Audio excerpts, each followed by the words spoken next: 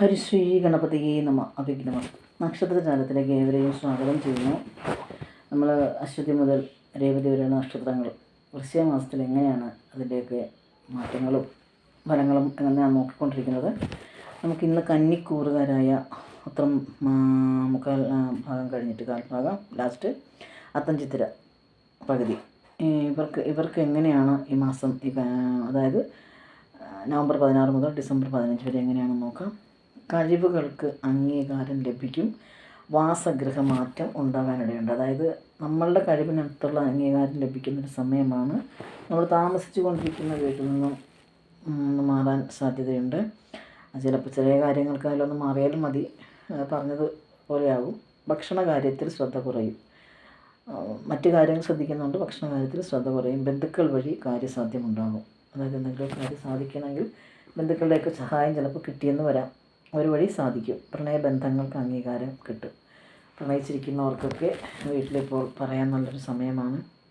മുമ്പ് കടം നൽകിയിരുന്ന പണം തിരികെ കിട്ടും. നമ്മൾ കടം കൊടുത്തിട്ടുണ്ട്, കിട്ടില്ല എന്ന് വിചാരിച്ചിട്ടുണ്ടെങ്കിൽ കൂടി അത് കിട്ടാൻ താമസിച്ചിട്ടുണ്ടെങ്കിലൊക്കെ അത് കിട്ടും. എന്നൊരു സമയമാണിപ്പോൾ. ഗൃഹനിർമ്മാണത്തിൽ പുരോഗതി ഉണ്ടാകും.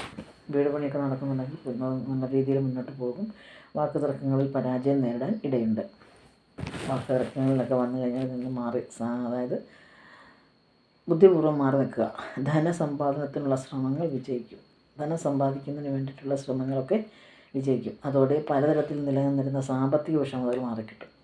ധനം എന്ന് തുടങ്ങുമ്പോൾ നമുക്ക് സാമ്പത്തിക പ്രശ്നങ്ങളിലൊക്കെ നോക്കുമ്പോൾ നല്ലൊരു മാറ്റമുണ്ടാകുമല്ലോ സ്വാഭാവികമായും. അപ്പോൾ അതൊക്കെ മാറിക്കിട്ടും. സ്വയം തൊഴിൽ ചെയ്യുന്നവർക്ക് പ്രതിസന്ധികളെ അതിജീവിക്കേണ്ടതായിട്ട് വരും. പ്രതിസന്ധികളൊക്കെ ഉണ്ടാകും, അതൊക്കെ അതിജീവിക്കേണ്ടതായിട്ട് വരുന്നൊരു സമയമാണിപ്പോൾ.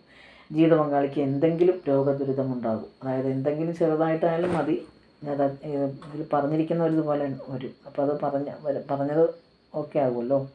ജീവിത പങ്കാളിക്ക് എന്തെങ്കിലും ചെറിയ ദുരിതം എന്തെങ്കിലും ഉണ്ടാകും. പ്രവർത്തനങ്ങളിൽ അലസത വർദ്ധിക്കും. ഇപ്പം മടി പ്രവർത്തനങ്ങളുണ്ടാകും. സാഹിത്യ രംഗത്ത് പ്രവർത്തിക്കുന്നവർക്ക് നല്ലൊരു സമയമാണ്. പ്രശസ്തി ഉണ്ടാകും. വളരെ കാലമായി ആഗ്രഹിക്കുന്ന എന്തെങ്കിലും കാര്യം വളരെ കാര്യമായിട്ട് ആഗ്രഹിക്കുന്നുണ്ടെങ്കിൽ വളരെ കാലമായിട്ട് ആഗ്രഹിക്കുന്നതൊക്കെ നിറവേറുന്നൊരു സമയമാണിപ്പോൾ. അതായത് സുഹൃത്തുക്കളൊക്കെ പുതിയതുണ്ടാകാൻ സാധ്യതയുണ്ട്. വിവാഹം ആലോചിക്കുന്നവർക്കാണെങ്കിൽ വിവാഹ കാര്യത്തിലൊക്കെ തീരുമാനമാകും. വിദ്യാർത്ഥികൾക്ക് ഉപരിപഠനത്തിനുള്ള സാധ്യത കാണുന്നുണ്ട്.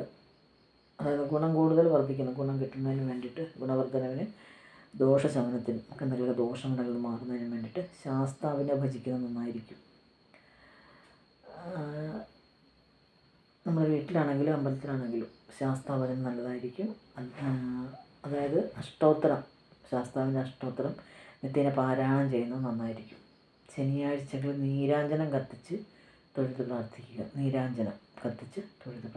എഴുതിരി ഒക്കെ കത്തിച്ച് തൊഴുത് പ്രാർത്ഥിക്കുക.